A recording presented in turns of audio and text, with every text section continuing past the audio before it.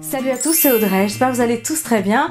Aujourd'hui, dimanche, 10h, vous attendez la gourmandise avec impatience, ça me fait toujours très plaisir, merci beaucoup.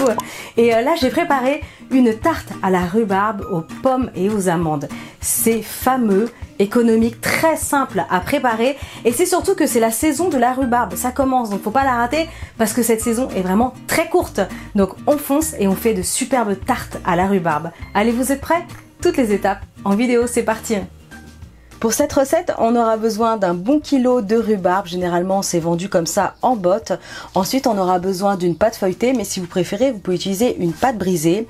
Il nous faudra aussi ici 100 g de sucre, 50 g d'amandes en poudre, quelques amandes effilées, il y a à peu près 50-60 g, une petite pincée de vanille si vous en avez, et ici 200 g de compote de pommes. Allez, c'est parti pour cette recette. Alors, je vais commencer en préparant la rhubarbe parce que c'est ce qui va être le plus long. Donc, si vous voulez faire cette recette, il faut s'y prendre avec un petit peu d'avance parce que on va laisser macérer la rhubarbe dans du sucre. Ça va rendre du jus et elles vont être compotées, ça va être d'enfer. Donc, c'est très simple. On retire les deux extrémités abîmées. Alors, si vous aussi vous êtes team rhubarbe, dites-le moi en commentaire. Ma mère, elle adore ça, en compote, en confiture, en tarte. C'est un truc de malade. Et la rhubarbe, la saison, elle dure pas très longtemps. Hein. Donc quand il y en a, dès le début, il faut y aller, hein, si vous aimez ça. Comme ça, vous faites vos petites préparations. Vous pouvez même faire des compotes à l'avance et des confitures et les garder tout l'hiver. Alors, donc là, c'est fait. Ensuite, ce que je vais faire... c'est un peu comme le céleri.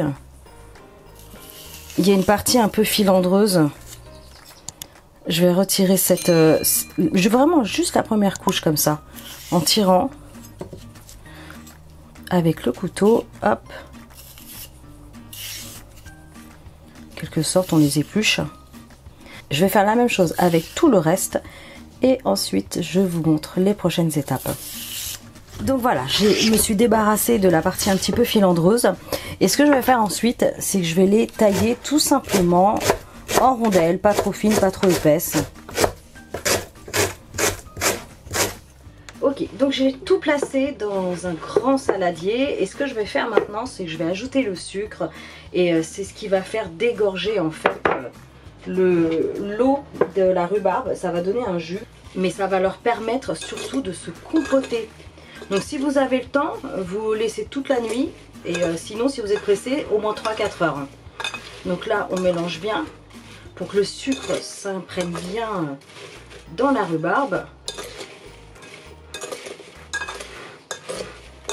Ensuite je réserve tout ça dans un coin de ma cuisine et je vous montrerai au fur et à mesure, il va y avoir du jus et que je jetterai d'ailleurs régulièrement. Ok, ça fait à peu près une demi-heure et on peut voir... ça a rendu pas mal de jus, pas mal d'eau. Donc ça, je vais le jeter au fur et à mesure.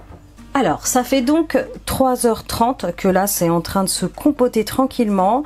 Et on peut le voir, c'est tout mou. C'est devenu vraiment tout mou. Hop.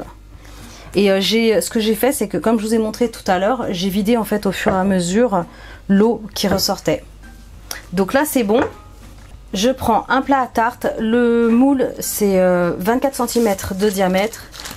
Je vais placer la pâte. Alors moi, comme je vous ai dit, c'est une pâte feuilletée, mais vous pouvez utiliser aussi, si vous le souhaitez, une pâte brisée. Ensuite, ce que je vais faire, c'est que je ne vais pas conserver l'excédent de pâte, je ne vais pas la replier. Donc du coup, avec un rouleau à pâtisserie, je vais simplement appuyer sur les bords et elle va se découper en fait toute seule plus rapidement.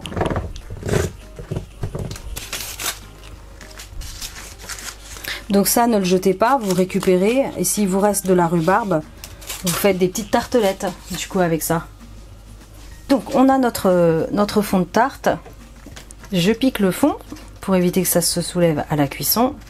Après, petite astuce, pour éviter qu'elle soit trop humide, justement, ou trop molle, vous la sortez du frigo au dernier moment. Comme ça, elle est bien fraîche, elle sera beaucoup plus ferme. Alors, je vais placer la compote dans le fond.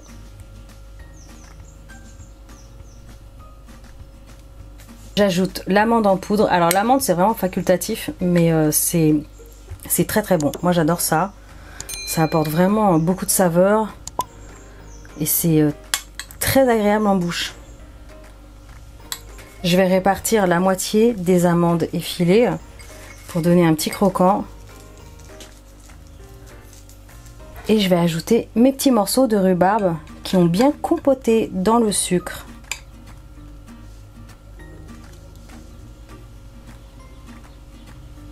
Ok, impeccable. Donc moi il me reste un petit peu de rhubarbe. Du coup je vais pouvoir utiliser l'excédent de pâte. Ça va être superbe. Ensuite, si vous avez un petit peu de vanille liquide ou même vanille en poudre, vous en ajoutez un petit peu sur le dessus. Et enfin, je termine avec le reste d'amandes effilées. Donc ça va partir au four, 180 degrés pour au moins 40 minutes. Je vous dirai si j'ai réajusté ou pas. Et je verrai aussi si les amandes ne vont pas trop vite. Je mettrai peut-être un petit papier sulfurisé, on va voir. C'est parti, direction le four.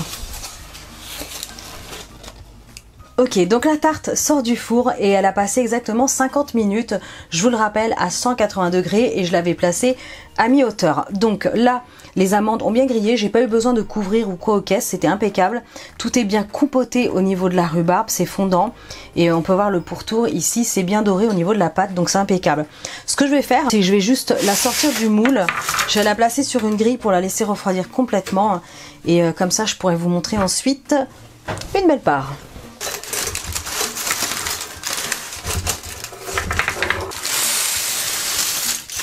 Et la plaque. Ok, donc impeccable. Donc comme je vous disais, la technique de la sortir vraiment au dernier moment du frigo, ça fonctionne. Elle est restée bien ferme et on voit, elle est vraiment bien dorée. Impeccable. Donc je la laisse refroidir et ensuite je vous montre.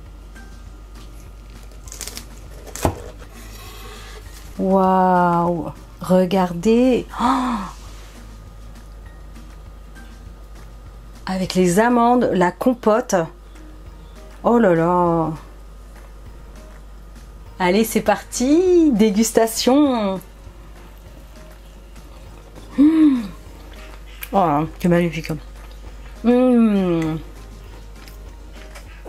petit peu acidulé. On sent la douceur de la compote, le croquant de l'amande. Et c'est juste sucré comme il faut. Voilà. Profitez-en parce que la saison de la rhubarbe c'est vraiment très court. Foncez, faites cette recette, vous allez juste mais adorer. Likez, partagez, je compte sur vos photos aussi. Si vous faites la recette, vous m'envoyez une belle photo sur les réseaux sociaux, #chocmail, comme ça je vous retrouve. Abonnez-vous à ma chaîne si ce n'est pas encore fait. Et moi je vous dis à très bientôt pour des recettes super gourmandes. Ciao. C'est magnifique. Voilà. Avec un petit thé à 4 heures là, magnifique.